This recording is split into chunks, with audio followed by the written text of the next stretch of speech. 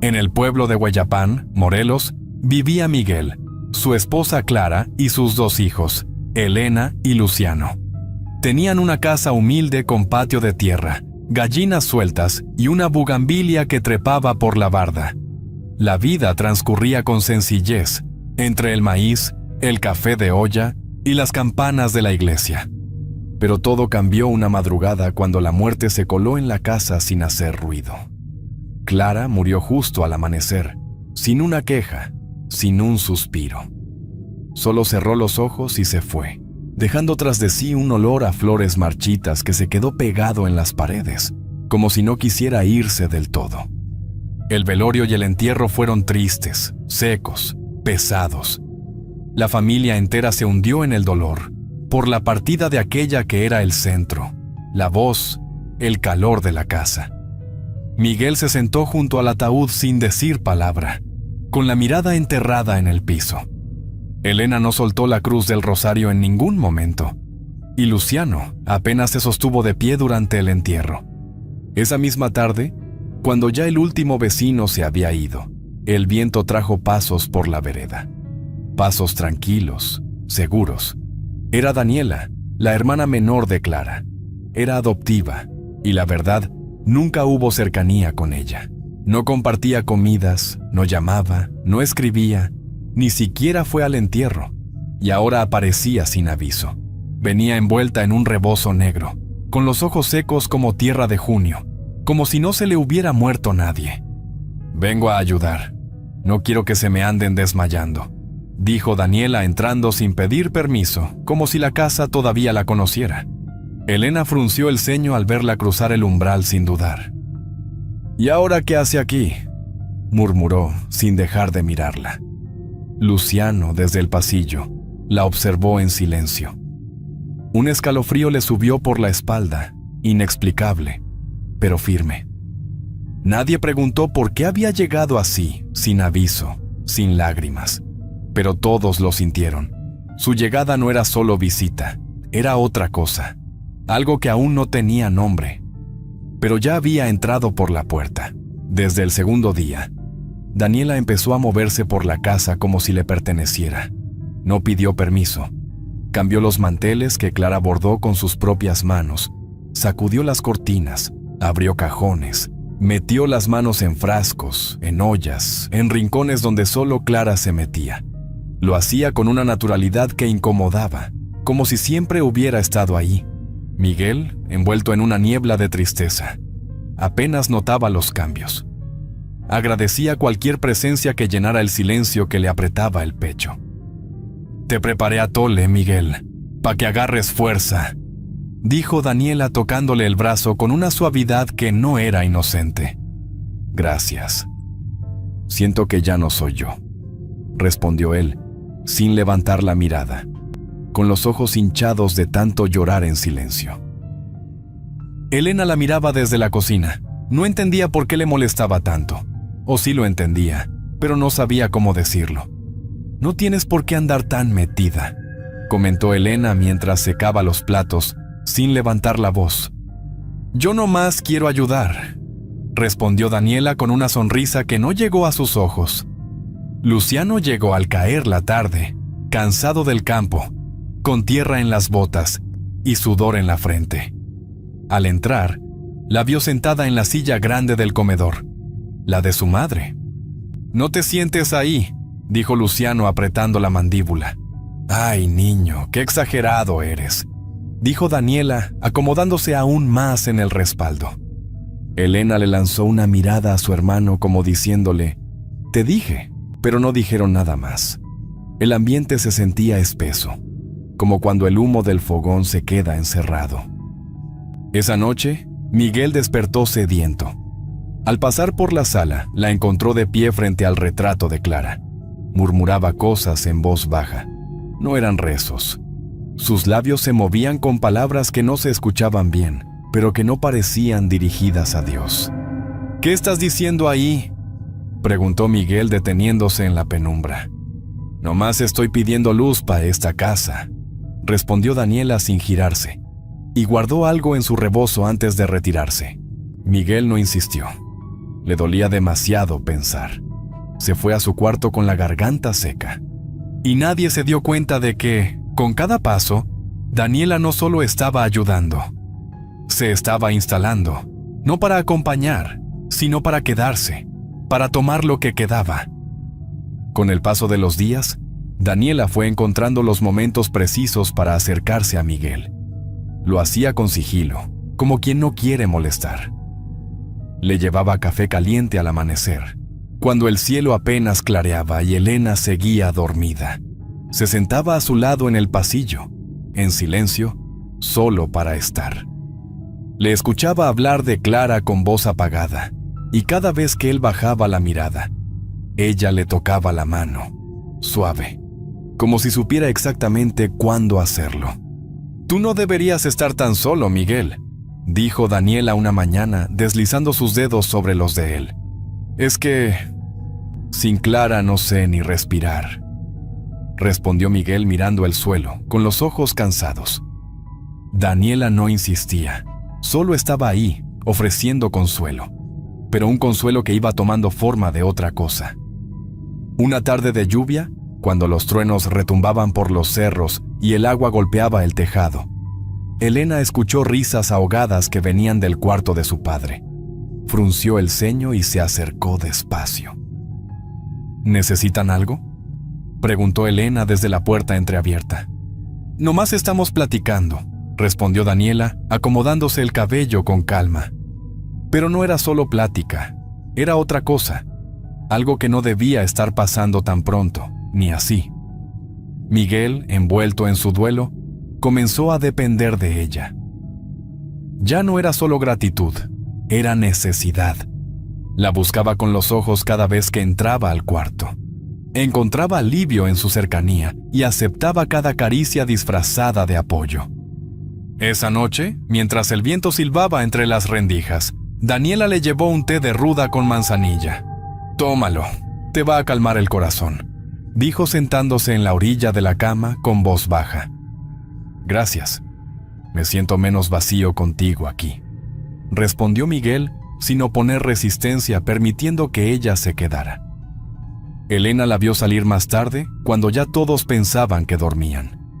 La observó ajustar su rebozo y alisar su falda con movimientos lentos. No dijo nada, pero lo guardó en el pecho. Así, el luto fue tomando otra forma. La ausencia de Clara se llenaba con una presencia inesperada. Y esa presencia, que se metió como humo, ahora empezaba a dirigir el aire de la casa. No era solo compañía, era control. Y Daniela lo manejaba con la misma calma con la que uno acaricia a una serpiente dormida. Desde que Daniela empezó a quedarse hasta tarde con Miguel, algo cambió en su forma de mirar. Sus ojos ya no eran de consuelo ni de luto. Eran atrevidos, largos, pesados. Especialmente cuando Luciano regresaba del campo, con el machete colgado del cinturón y el sudor marcándole la camisa. Daniela lo seguía con la mirada desde la entrada, como quien observa a un animal fuerte, medio salvaje, que todavía no ha sentido el lazo. Buscaba cualquier excusa para acercarse. Le rozaba el brazo, le hablaba bajito, se metía en su espacio sin ser invitada. «Toma agua, Luciano, te vas a resecar», dijo un día, poniéndole un jarro entre las manos. «No me estés tocando», respondió Luciano, quitándose de un jalón y frunciendo el ceño. «Ay, no seas tan bravo», dijo Daniela con una sonrisa torcida que no tenía nada de inocente. Empezó a arreglarse más. Se trenzaba el cabello con listones rojos y usaba perfume dulce, de esos que quedan flotando en el aire como si quisieran quedarse. El olor chocaba con el ambiente de luto que todos trataban de sostener. Pero ella no parecía estar de duelo, parecía de fiesta. Miguel, ciego por la necesidad de cariño, no notaba nada. Solo la veía como la única que seguía ahí, llenando los huecos. «Te ves muy bien, Daniela», dijo Miguel una tarde, sonriendo como si no supiera qué hacía. «Es por usted, Miguel», respondió ella, acercándose más de lo necesario. Elena, que barría el pasillo en silencio, la sorprendió mirando a Luciano de arriba abajo, sin pudor, como si lo desvistiera con los ojos. La sangre se le heló. «Te vi, Daniela», dijo Elena acercándose.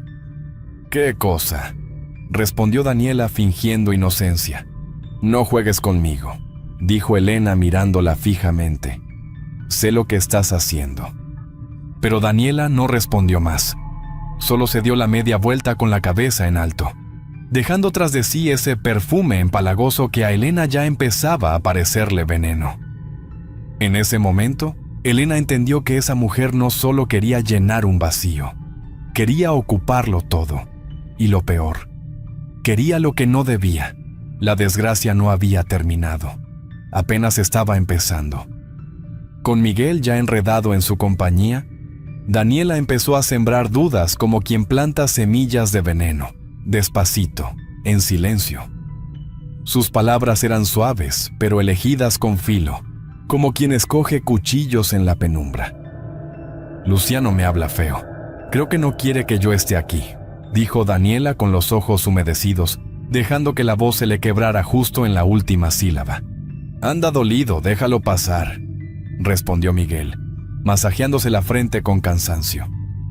«Yo nomás hago lo que puedo, pero él me mira como si estorbara», dijo Daniela acercándose aún más, buscando su pecho como refugio. Elena, desde el pasillo, la vio salir del cuarto con los ojos secos y el pañuelo húmedo, limpiándose unas lágrimas que parecían más actuación que tristeza. Esa misma tarde, mientras Luciano arreglaba unas herramientas en el patio, Miguel lo miró con una desconfianza que no le había nacido antes. Era nueva, fría.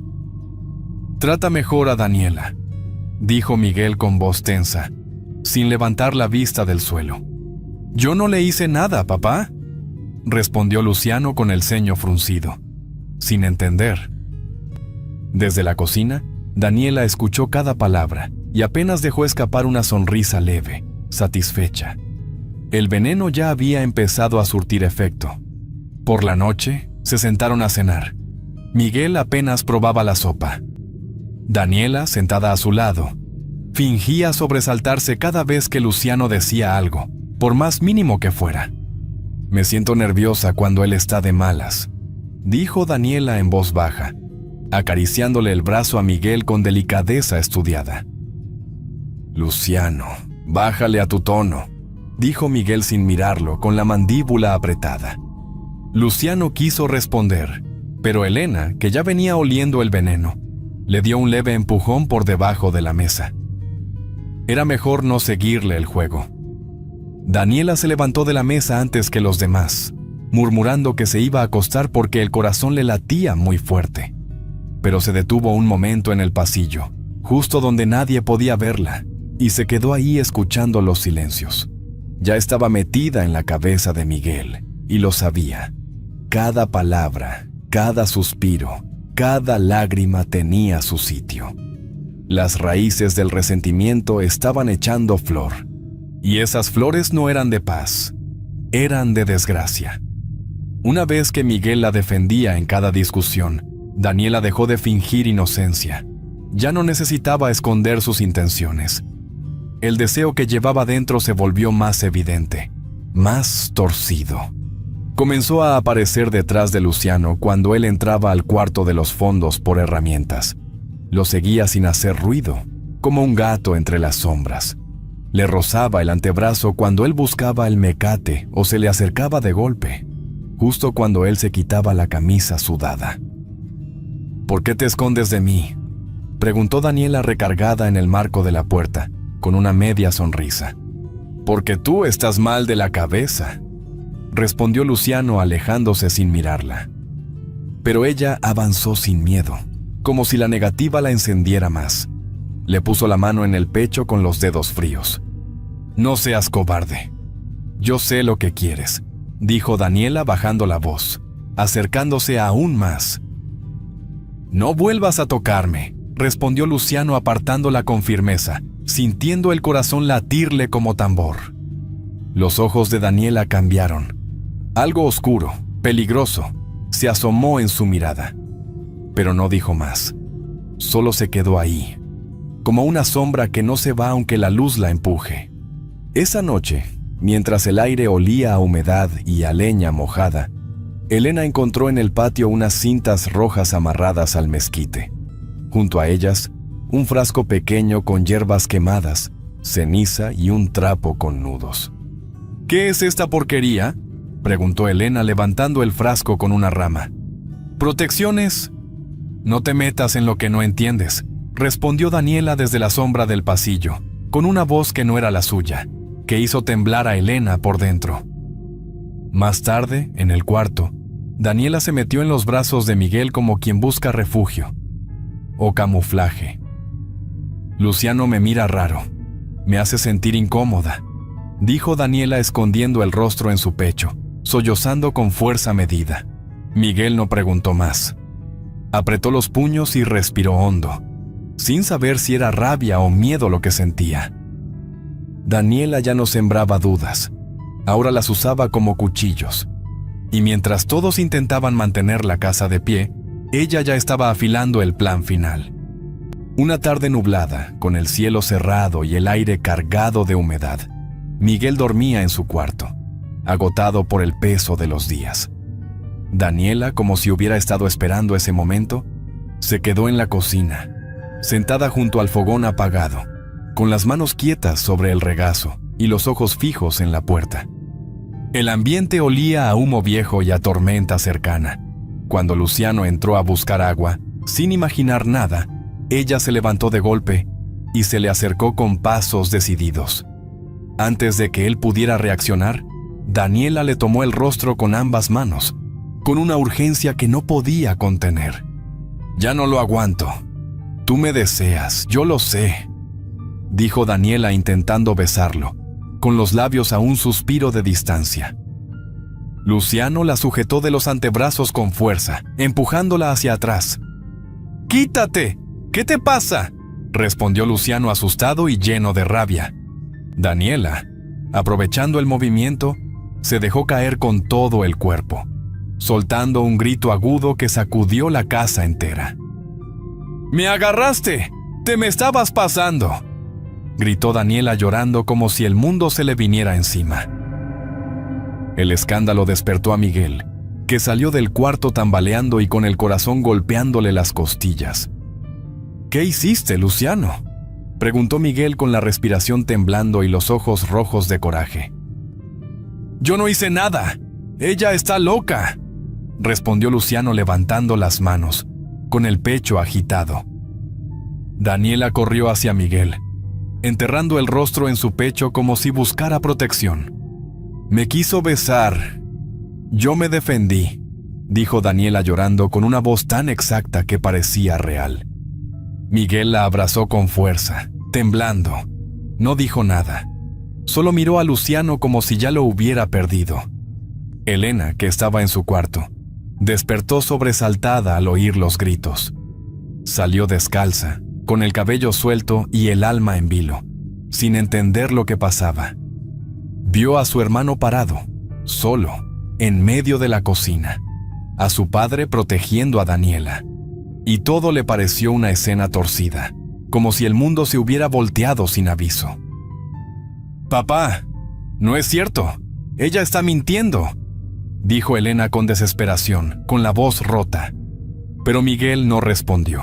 Ya había decidido. Daniela sollozaba en sus brazos y él solo podía ver a una víctima. La trampa ya estaba completa. Y nadie imaginaba, en ese momento, que el daño ya era irreversible. Esa misma noche, el silencio pesaba como plomo. Nadie quiso cenar. Elena se encerró en su cuarto con el estómago revuelto y las manos temblando. Luciano se sentó en la silla del pasillo, con la mirada clavada en la nada, como si esperara despertarse de una pesadilla. Miguel salió de su cuarto con pasos lentos, el sombrero en la mano y los ojos clavados en su hijo. Se detuvo frente a él, con los puños apretados. «Tú ya no vives aquí», dijo Miguel con la voz áspera, rota por dentro. Luciano levantó la mirada, incrédulo. «No hice nada. Esa mujer te está usando. respondió Luciano poniéndose de pie despacio. «¡Cállate! No quiero oír una sola palabra más», gritó Miguel, empujándolo contra la pared con fuerza. Luciano se tambaleó, pero no se defendió, solo lo miró, con los ojos ardidos. Elena salió de su cuarto al escuchar los gritos, con el cabello enredado y el rostro lleno de espanto. «Papá, por favor, escúchalo», dijo Elena llorando, parándose entre ellos. Detrás de Miguel, Daniela apareció como si viniera de la penumbra, abrazando su rebozo y con el rostro fingidamente asustado. «Yo no quiero problemas. Mejor que él se vaya, Miguel», dijo Daniela bajando la voz. Miguel cerró los ojos, tragó en seco y, al abrirlos otra vez, ya tenía la decisión tatuada en la cara. «Agarra tus cosas y lárgate», dijo Miguel sin mirar a su hijo. Luciano respiró hondo. No respondió de inmediato. Solo bajó la mirada y asintió con tristeza. «Un día vas a ver quién es ella de verdad», dijo Luciano antes de cruzar la puerta. Y ese paso no fue una salida, fue una expulsión. Elena se quedó quieta, con la garganta cerrada. ¿Y Daniela? Daniela sonrió cuando nadie la miraba, porque todo estaba saliendo tal como ella había planeado. Y para celebrarlo, encendió una vela negra detrás de la casa, bajo la sombra del mezquite. Semanas después, el ambiente seguía denso. Miguel ya no hablaba mucho, dormía poco, comía menos. La casa se sentía vacía aunque estuviera llena de cosas. Una tarde, mientras buscaba una receta de té de manzanilla para calmar el insomnio, tomó el celular de Daniela que estaba sobre la mesa. Lo hizo sin mala intención, solo para buscar rápido. Pero no duró ni 10 segundos antes de que el mundo se le partiera en dos. Ahí estaban los mensajes. No uno, ni dos. Eran muchos. Todos dirigidos a Luciano. Palabras insinuantes, frases descaradas, fotos, peticiones que a ninguna tía política, y mucho menos a una madrastra, se le ocurre mandar. Cada línea era como un golpe seco al pecho. Y entre esos mensajes, aún peor, amenazas directas. Decía que si Luciano no hacía lo que ella quería, lo mataría con brujería, que le amarraría el alma, que los tés que le daba no eran para curar, sino para manipular. No. Dios mío, dijo Miguel sintiendo que se le aflojaban las piernas. Elena entró justo entonces, al escuchar el murmullo ahogado que salió del pecho de su padre. «¿Qué pasa, papá?», preguntó ella acercándose. Miguel no respondió, solo le mostró la pantalla. Elena se acercó, leyó en silencio, tragó saliva y se quedó sin palabras. El color se le fue del rostro. Te dije que estaba mintiendo», dijo Elena con la voz temblorosa sentándose junto a él. Miguel dejó caer el celular sobre la mesa como si le quemara. Miró alrededor y todo le pareció diferente. La casa, los rincones, los objetos. Como si de pronto se diera cuenta de que había estado viviendo en una trampa. Vio las velas escondidas, las cintas rojas atadas bajo la mesa, los frascos con hierbas negras, las cenizas en rincones que no recordaba haber visto. «Me envenenó la cabeza. Me destruyó», dijo Miguel llevándose las manos al rostro, sintiendo vergüenza, rabia y una tristeza que no se podía nombrar. Entonces, la puerta trasera se abrió. Daniela entró sonriente, con una charola de pan en las manos y el rebozo colgando del brazo. «¿Qué hacen?», preguntó ella al verlos callados. Miguel levantó el celular, con el rostro serio. Lo sostuvo en alto como quien empuña un machete. «Explícame esto», dijo Miguel con una calma que daba miedo. Daniela se quedó pálida. Su sonrisa desapareció de golpe. Y antes de que pudiera responder, antes de que soltara una palabra, Elena explotó. «¡Bruja desgraciada!», gritó Elena corriendo hacia ella. Le soltó una cachetada que resonó en toda la cocina, empujándola contra la pared. «¡Nos embrujaste! ¡Nos viste la cara!», dijo Elena temblando de rabia. Los gritos no tardaron. El pueblo entero los escuchó, y el silencio que vino después fue más pesado que nunca. Miguel abrió el portón con fuerza, como si necesitara arrancarse el veneno de encima. Las bisagras rechinaron, pero no más que su alma herida. Temblaba del coraje acumulado, del engaño, de la vergüenza. «Agarras tus cosas y te largas de aquí, Daniela», dijo Miguel haciendo que su voz retumbara en la calle polvosa. Daniela salió con una maleta a medio cerrar, el rebozo torcido, los ojos secos. Intentó llorar, pero ya no le salían lágrimas. «Miguel, yo nomás te cuidaba. Tú sabes», dijo Daniela acercándose, estirando una mano. «Tú me destruiste la familia. Me hiciste creer que mi hijo era un desgraciado», respondió Miguel empujándole la maleta hacia la vereda. Los vecinos empezaron a asomarse desde las ventanas y los zaguanes, sin vergüenza ni sorpresa. «Bien hecho», murmuró doña Felipa desde su ventana mientras cruzaba los brazos. Daniela volteó a ver las miradas clavadas en su espalda, pero nadie le ofreció una palabra, ni un trago de agua, ni un adiós. Elena corrió por la calle rumbo a la casa de la tía Aurelia, donde Luciano se había estado quedando desde que lo echaron. El polvo le pegaba en los pies, pero no paró hasta llegar.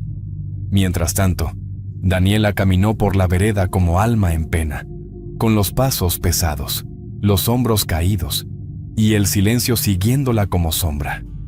La puerta de la casa se cerró detrás de ella con un golpe seco que pareció limpiar el aire. Ya en la tarde, cuando el sol bajaba lento entre las nubes, Luciano cruzó el portón. Miguel estaba sentado en la mecedora, con la cara tapada por las manos y los hombros temblando. «Perdóname, hijo. Por favor, perdóname», dijo Miguel con la voz rota, sin poder levantar la vista. Luciano no dudó. Se arrodilló frente a él y lo abrazó fuerte, como si ese abrazo pudiera pegar los pedazos que Daniela había dejado tirados. «Ya pasó, papá. Ella jugó con todos nosotros», respondió Luciano con la voz baja, los ojos húmedos. Elena los miró desde el pasillo, por primera vez en semanas con el pecho menos apretado. La casa respiró de nuevo, volvió el calor al fogón, el silencio a las noches y el respeto a los rincones. Pero las cicatrices quedaron, como marcas que no se ven, pero que no se olvidan. Porque a veces la peor brujería no viene de velas, sino de la gente. Y lo peor de todo, de gente cercana.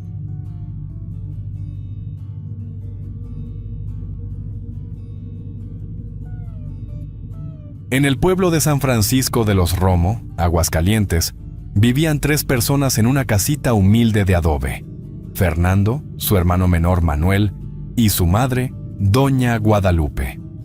Los 2 hermanos se dedicaban a vender leña y ayudar en el rancho de don Ramiro, mientras cuidaban con devoción a su madre ya anciana. Todo cambió cuando Doña Guadalupe empezó a enfermarse sin razón. No tenía fiebre ni tos, pero sus ojos se ponían en blanco y murmuraba cosas como si hablara con espíritus. A veces se reía sola, otras lloraba sin motivo. «Tiene el mal adentro», dijo la comadre Rita una tarde, mirando con miedo desde la puerta. «Eso no es enfermedad común, es cosa mala». Fernando, preocupado, la llevó con el doctor Morales, el único del pueblo. Era un hombre panzón y de bigote grueso, más acostumbrado a curar golpes que a entender cosas del alma. «No le encuentro nada», dijo el doctor mientras guardaba su estetoscopio. «Tal vez son cosas de la edad o del alma». «¿Y entonces qué hacemos, doctor?», preguntó Fernando sin poder ocultar la angustia. «Recen y cuídenla», respondió el doctor antes de darle una palmada en el hombro. Esa noche, Manuel no durmió. Se quedó junto a la cama de su madre con el rosario entre los dedos, viendo cómo ella murmuraba nombres que no conocían. «Esto no es cosa del cuerpo, es del alma», dijo Manuel mientras apretaba el rosario con fuerza. Fernando caminaba de un lado a otro, mordiéndose el labio. Sabía que no quedaban muchas opciones. Hay que ir con Caetano, dijo Manuel, mirando a su hermano. ¿Con ese brujo?, preguntó Fernando frunciendo el ceño. Nos guste o no, es el único que sabe de estas cosas, dijo Fernando más tarde, resignado, mientras miraba a su madre murmurar cosas al techo como si viera sombras colgando. Al amanecer, saldrían rumbo al rancho de Caetano, el primo brujo que todos temían, pero al que algunos aún buscaban cuando la ciencia se quedaba muda. Caetano vivía en la orilla del pueblo, cerca del arroyo seco donde las culebras se enredaban entre los matorrales. Su casa, hecha de madera vieja y lámina oxidada, estaba adornada con veladoras negras, ramas de pirul y muñecos de trapo colgados por el cuello, como si alguien hubiera colgado pecados a secar. Aunque era primo lejano de los muchachos, nadie en San Francisco lo llamaba familia. Lo conocían por leer la suerte con gallinas degolladas, por hablar con muertos y por lanzar maldiciones que, decían, pegaban como garrapatas. Fernando y Manuel llegaron al amanecer, con los ojos hinchados por no dormir. Tocaron la puerta de hierro oxidado que sonó como cadena arrastrada. Caetano, por favor, nuestra madre está muy mal, suplicó Fernando apenas entró. Caetano los miró desde su sillón de palma, con los ojos hundidos y el puro encendido entre los dedos. Olía a copal y aguardiente. Exhaló una nube espesa antes de hablar. La vieja ya está tocada por la muerte. No hay nada que hacer, dijo Caetano sin mover un músculo más de la cara. ¡Es tu tía, cabrón!, gritó Fernando con rabia contenida, dando un paso hacia él. Pero Manuel lo agarró del brazo. «Vámonos, Fernando», dijo Manuel en voz baja. «No vale la pena». Salieron sin que Caetano dijera otra palabra. Atrás, las veladoras seguían ardiendo como ojos mirando desde la oscuridad. Esa noche, mientras el viento gemía entre las rendijas de la casa, doña Guadalupe empezó a gritar. Su cuerpo se retorcía como si algo invisible le jalara los huesos. Echó espuma por la boca. Se golpeaba el pecho y sus ojos miraban al techo como si viera al mismísimo demonio.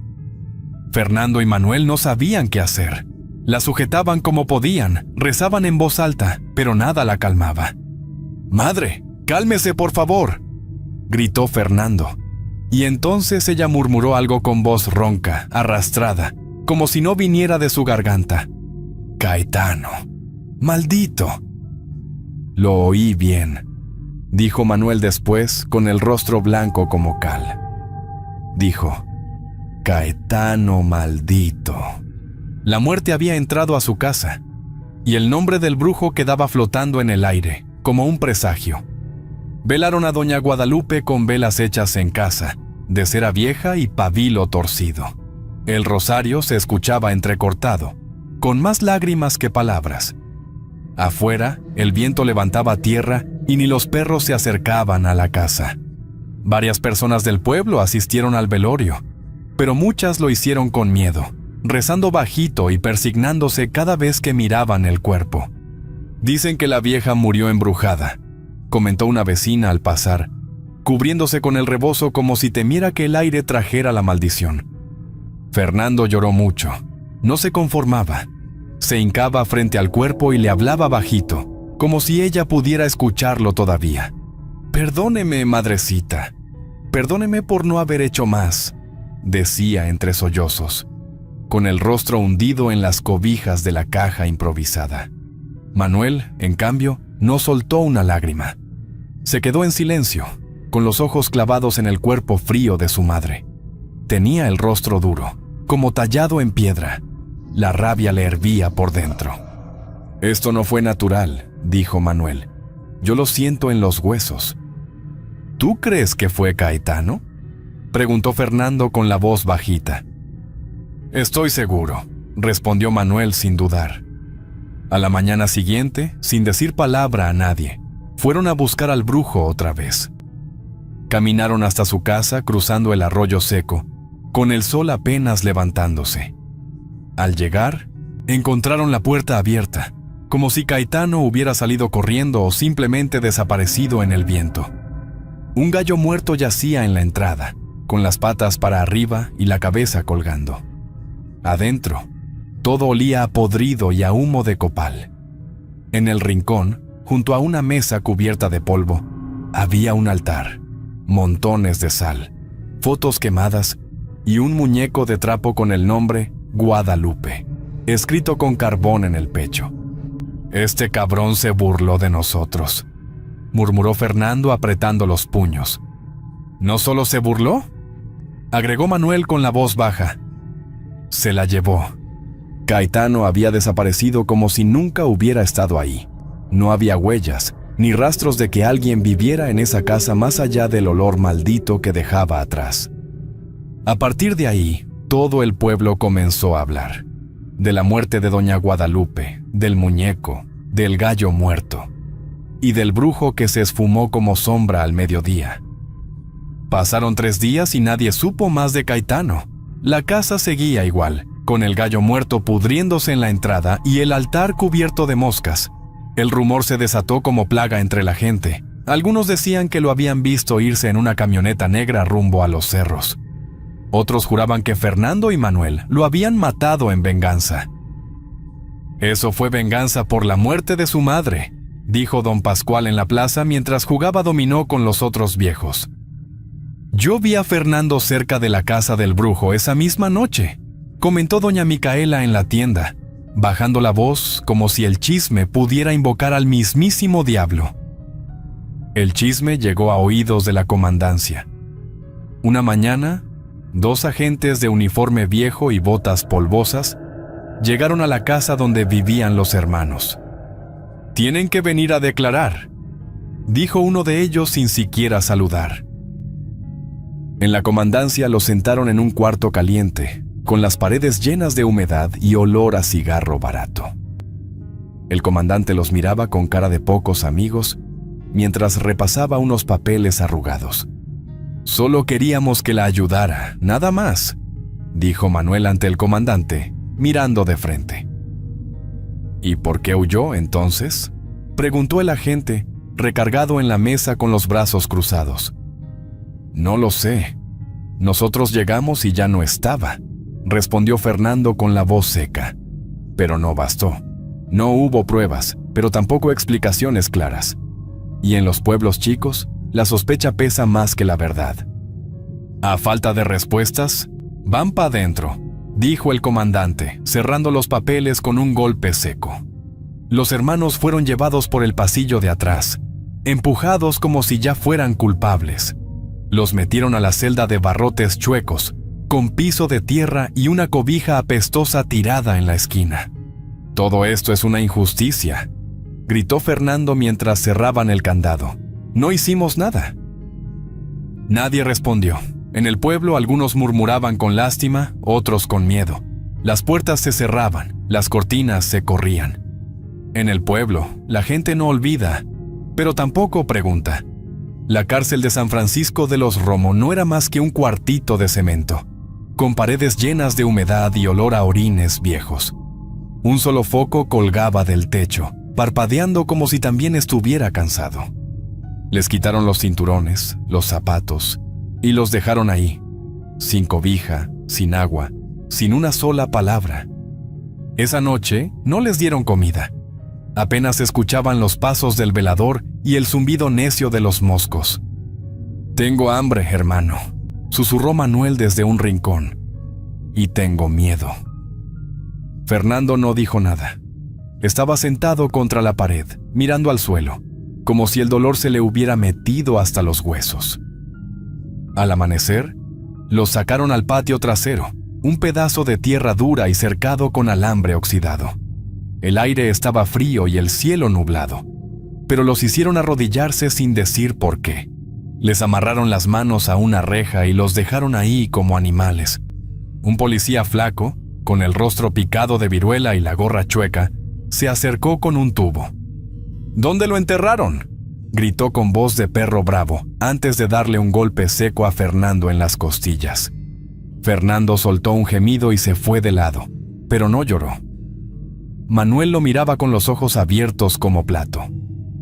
«Díganlo ya, carajo», gritó otro, mientras se acercaba con 2 cubetas llenas de agua podrida. Los agarraron del pelo y les metieron la cabeza una y otra vez. El agua olía a muerto y tenía moscas flotando. ¡Confiesa!, decía el agente más joven, contando en voz alta.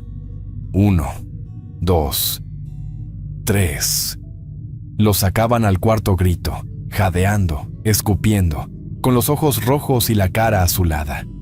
Fernando tosía sangre. Manuel apenas podía mantenerse en pie. «No sabemos nada», dijo Fernando con voz entrecortada. Pero no importaba. Nadie quería escuchar. Los arrastraron de nuevo a la celda, empapados y temblando. Manuel se tiró en el suelo de tierra. Fernando se quedó en una esquina con la frente contra los brazos. «Esto no es justicia», murmuró Fernando. «Esto es castigo por algo que no hicimos». Y esa noche, ni el foco quiso quedarse prendido. Pasaron 4 días sin recibir comida ni poder dormir. Los golpes en las costillas ya no dolían, nomás ardían como brasas apagadas. Los ojos se les cerraban solos, pero cada vez que intentaban recargarse, los despertaban a patadas o a cubetas de agua fría. Los interrogatorios eran de noche, cuando el pueblo dormía, y nadie oía los gritos. Los sacaban vendados, con las manos amarradas, y los llevaban a un cuarto donde olía a sangre seca y sudor rancio. Les quemaron el pecho con hierros al rojo vivo, marcándolos como bestias. Les arrancaron uñas con alicates oxidados, una por una, mientras les gritaban al oído. Les daban golpes secos en la espalda baja, justo en la columna, hasta que les costaba caminar. «Dinos dónde lo dejaron, malditos», rugía el comandante con una botella en la mano, tambaleándose como animal herido. Fernando ya no podía responder. Solo agachaba la cabeza y apretaba los dientes. Manuel, más joven, todavía tenía fuerzas para llorar. Una noche, colgaron a Fernando por los brazos. Lo levantaron con un mecate amarrado a una viga del techo, dejándolo colgado como trapo mojado. Ahí lo dejaron, suspendido, hasta que se desmayó con la cara morada y el cuerpo flácido. «Ya basta, por favor», rogó Manuel con voz rota mientras se arrodillaba frente al comandante. «Ya no aguanta más». Uno de los policías, el más gordo, se agachó y lo miró a los ojos. «Tienes 2 caminos, chamaco», dijo con voz de veneno. «O sigues callado, o firmas esto». Era una hoja arrugada, con letras que no entendían. No los dejaron leer, solo les pusieron la pluma en la mano. «Firmen y se acaba todo», dijo el comandante, mientras sacudía la hoja frente a sus caras hinchadas. Esa madrugada, bajo amenaza, los hermanos firmaron.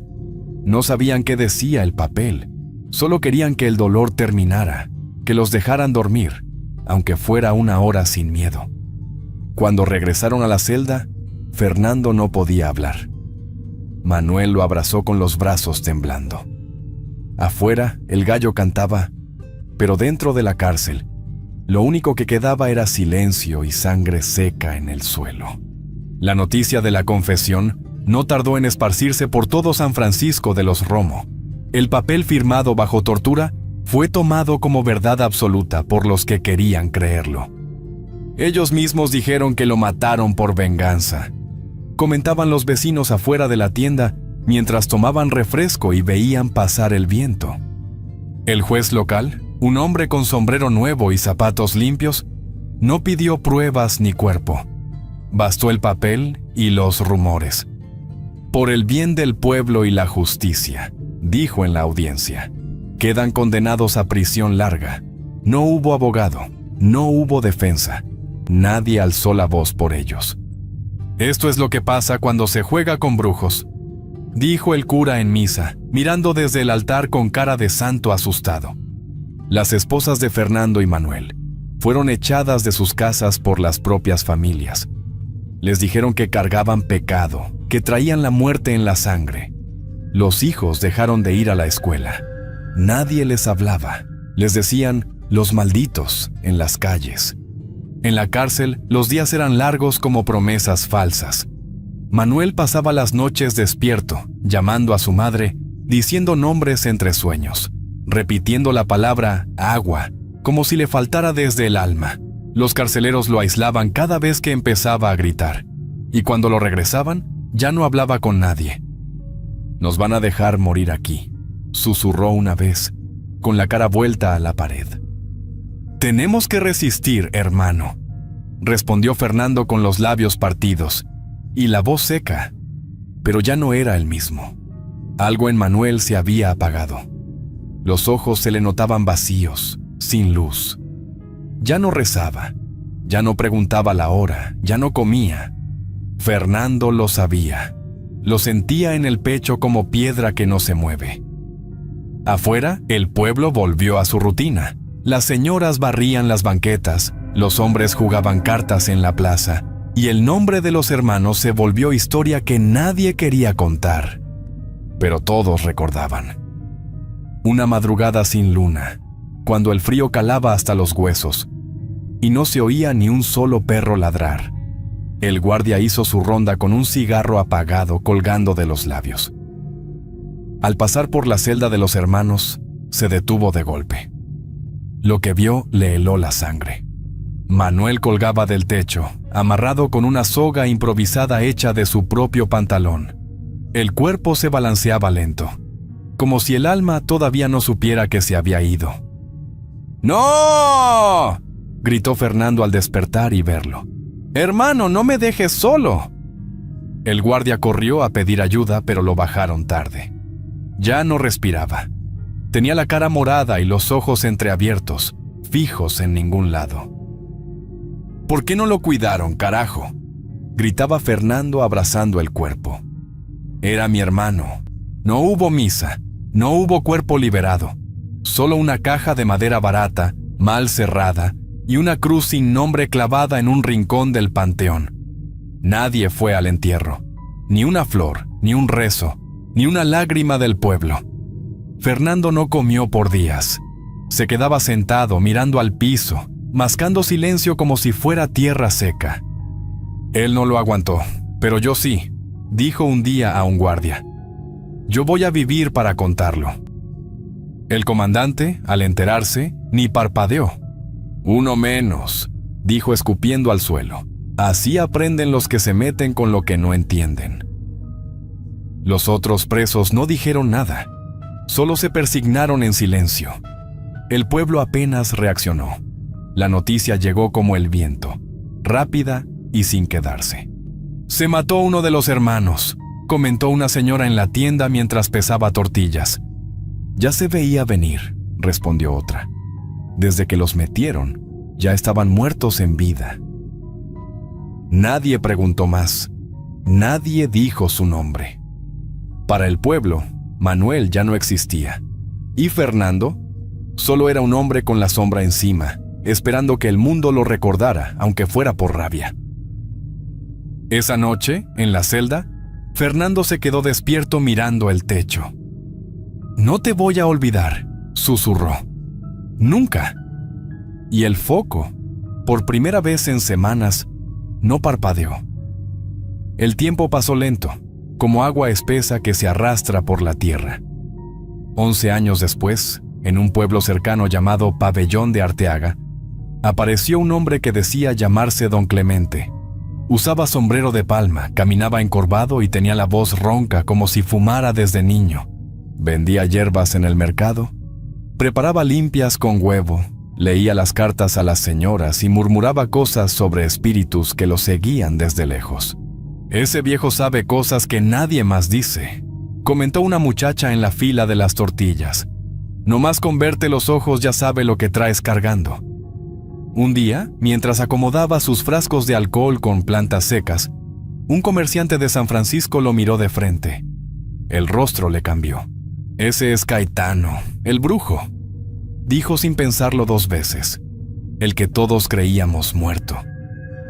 La noticia corrió como chispa en pastizal seco. No tardó en llegar a los periódicos locales y con eso, a los oídos de las autoridades. Lo detuvieron esa misma tarde, sin darle tiempo de recoger sus cosas. En la comandancia lo interrogaron por horas. Tenía la cara curtida por el sol, pero los ojos seguían igual, fríos y oscuros como charcos en sombra. Yo no estaba muerto, me fui por miedo, dijo Caetano con voz firme. Le eché una maldición a un sicario y me juró matar. Por eso huí, por eso desaparecí. El juez que llevaba el nuevo caso era joven, pero quiso ver los papeles viejos. Cuando los leyó, se le humedecieron los ojos. Esto fue una injusticia, dijo en voz baja. El caso fue reabierto. Las pruebas falsas, la confesión bajo tortura, todo salió a la luz. Fernando fue liberado. Salió con la piel pegada a los huesos y la mirada perdida. El mundo afuera ya no era el mismo, pero había algo que necesitaba decir. En el tribunal, al ver a Caetano esposado y con la cabeza agachada, se acercó sin miedo. «Mi hermano murió por tu cobardía», dijo Fernando con voz amarga. Caetano no respondió. Nadie lo hizo. Afuera, el pueblo ya sabía. Las campanas no repicaron. Solo el viento movía el polvo, como si también supiera que un muerto había vuelto entre los vivos. Fernando volvió a su vida, al pueblo, viejo y roto. Caminaba lento, con los hombros caídos, como si el aire le pesara más que los años. Nadie lo esperaba. La casa estaba abandonada, con las paredes agrietadas y el techo medio vencido. Todo olía a encierro. Con el tiempo, intentó cuidar a los hijos de su hermano. Les llevaba pan, los veía jugar desde lejos, pero no lo miraban a los ojos. Iba a la iglesia de vez en cuando, se sentaba en la última banca y rezaba por su madre.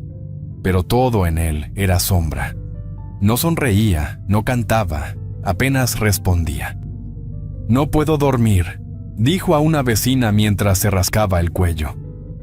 «Veo a mi madre espumando por la boca, veo a Manuel colgado». Los años en prisión lo dejaron marcado. Su espalda aún tenía cicatrices que ardían con la humedad. Cuando llovía, se quedaba quieto, apretando los dientes. Las manos le temblaban. A veces se llevaba el vaso a la boca y lo derramaba todo. «Ese brujo nos jodió la vida y sigue vivo», dijo una vez en voz alta mirando el cerro. Tal vez sí nos echó una maldición. El pueblo ya no lo señalaba, pero tampoco lo miraba. Cruzaban la calle, cambiaban de tema, bajaban la voz si él pasaba. Nadie le decía nada, pero el silencio lo seguía a donde fuera. A veces hablaba solo en la plaza, se sentaba junto al kiosco viejo y murmuraba historias que nadie quería oír. Una vez, se puso a cantar una canción triste que nadie conocía hasta que lo mandaron a callar. Vivía de lo que podía, cortaba leña, vendía chatarra, cambiaba botellas por tortillas, dormía en un catre oxidado junto a una foto rota de su madre. Tenía un jarro para el agua y una cobija llena de agujeros. Ya no esperaba visitas, ya no abría cartas, ya no preguntaba la hora.